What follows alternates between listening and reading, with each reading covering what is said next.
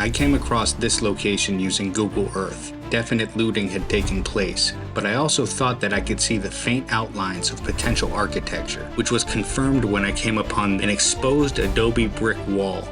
The amount of desecration here was disturbing. The mummies of these ancestors were ravaged. Huge piece of pottery. All over the site, there were fragments with geometric designs and patterns, painted with precision. So many skulls, I wondered if some of these ancestors had perhaps been buried with trophy heads. Oh my gosh. Just a warning, this video does contain graphic original footage of a desecrated burial site, including skeletal remains, so discretion is advised. Don't forget to hit that subscribe button if you haven't already, and with that, let's get into this site.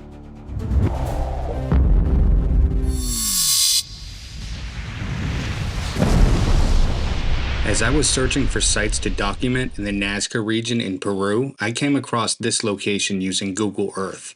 It was clear that definite looting had taken place, but I also thought that I could see the faint outlines of potential architecture, so I decided to check it out. Getting to the site and using the drone, I was able to verify those outlines of ancient architecture, but it was still clearly buried in the sands. And as I got the drone closer to the ground, I could see that many ancestors had been buried here, and unfortunately, their remains had been looted and left scattered throughout the site. There were funerary belongings, skulls, bones, textile, rope, pottery sherds, and trash everywhere.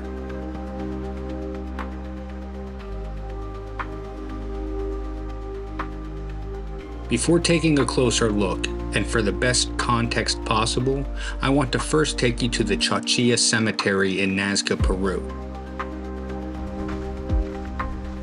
I showed a brief snippet of it in another video, but this goes into a little more detail. The mummies you'll see here are thousands of years old, dating as far back as 200 CE. This site has not been recreated. It has been preserved for the public to see how these mummies were found in their original resting places with their original funerary wrappings in this necropolis.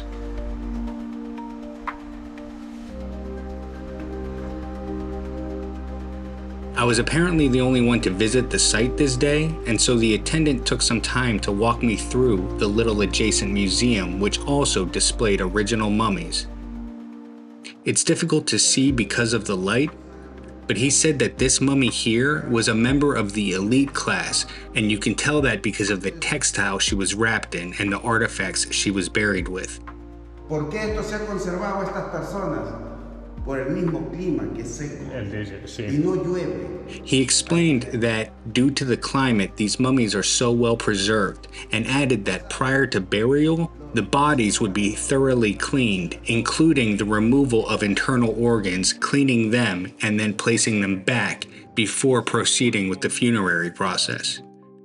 Now, these other two mummies, he explained, were of a lower, more general class, which could be ascertained by their funerary wrappings. ¿Por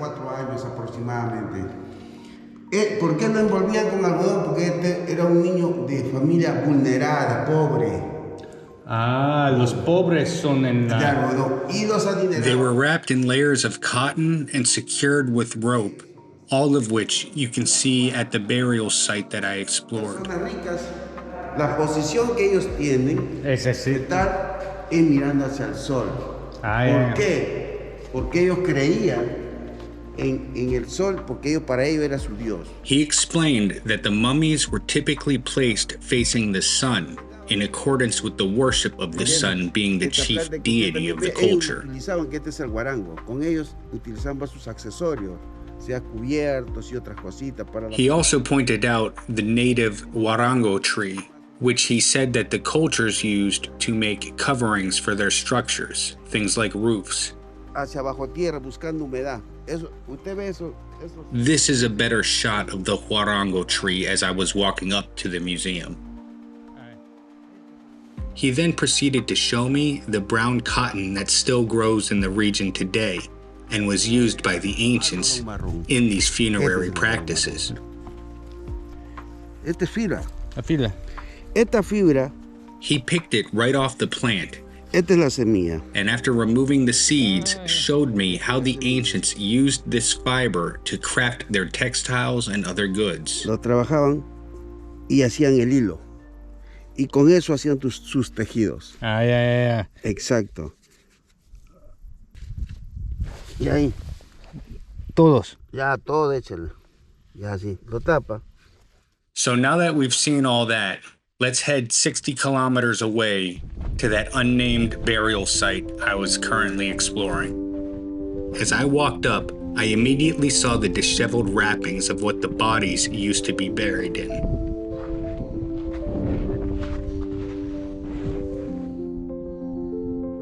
There was the cotton, textile, rope, and bones, all consistent with these once being interred mummies of the deceased.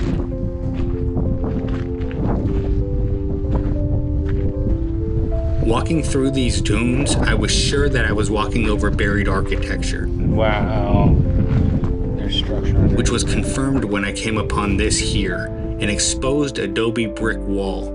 And as I made my way to the side here, you could see more funerary wrappings, but also see that there were exposed adobe bricks on both sides, almost forming an entranceway. Given that this was adobe brick and not stone with mud plastered to the sides, I am assuming that this is very ancient and likely dates back to the Paracas culture. Huge piece of pottery. There were these huge ornate pieces of pottery next to a cardboard box, no doubt a modern piece of trash left by looters.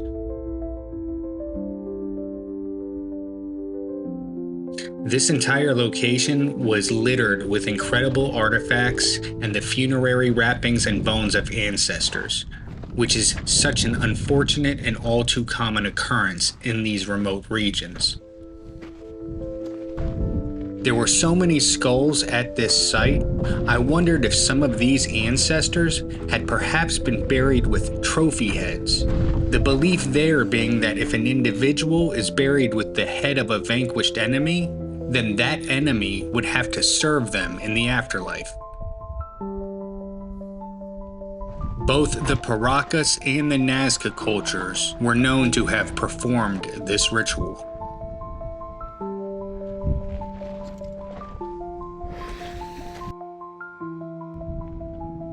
Some of these artifacts were exquisite.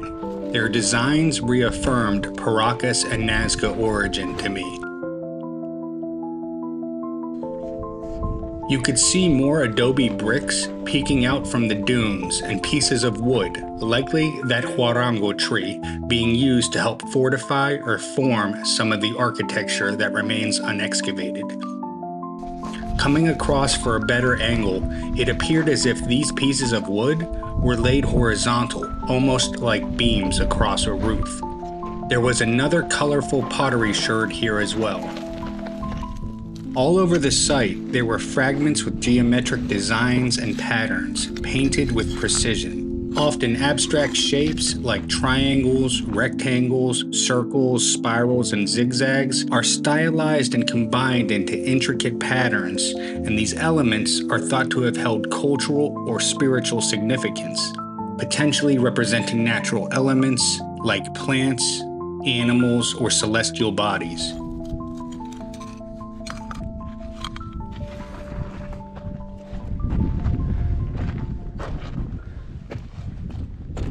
The amount of desecration here was disturbing. The mummies of these ancestors were ravaged,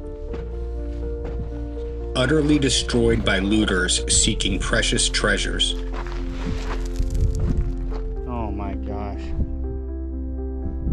Here's a bottle of Inca Cola next to an ancestor's rib cage, spinal cord, and cotton. And here you can see an entire foot and shin bone, with what appears to be layers of cotton still stuck to the remains.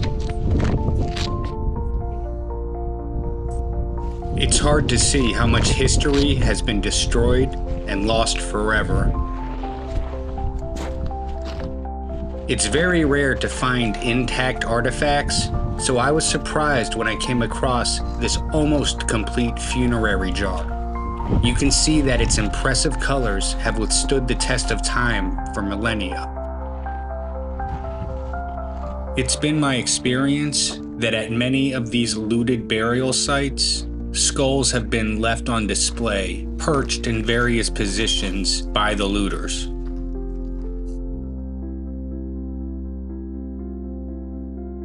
Coming across sites like this is sad and devastating, and it's regretful how much history and possible information has been lost due to factors like looting. We can't change the past and what's been done, but looking ahead to the future, I believe that there is a light, and that is because there is clearly still a lot out here, buried, undiscovered, unexcavated, and who knows what artifacts, remains, and architecture will tell us about the peoples who once inhabited these areas. I plan to return to locations like this and many others that I have mapped out to further investigate what can be found, what can be documented, and what can be preserved. And ideally, I can do that with a team that will help to enhance our understanding of these cultures, as well as possibly conduct archaeological excavations. If you're interested in supporting this mission of Pillars of the Past, there's a GoFundMe that's been set up, as well as several other ways to support. Those will all be linked in the description below. I have produced a ton of 3D models from this part of the expedition, including tombs at the Chauchilla Cemetery and other artifacts found at this burial site, and those will be available to members soon, as well as extended footage of the investigations conducted at this site. And I hope you become a member to check those out. Definitely leave any thoughts or observations in the comment section below. Hit that subscribe button if you haven't already, and the bell to stay up to date on the newest videos coming out from the channel, because I'm working on a bunch of them. As always, thank you for watching, and I'll catch you in the next video.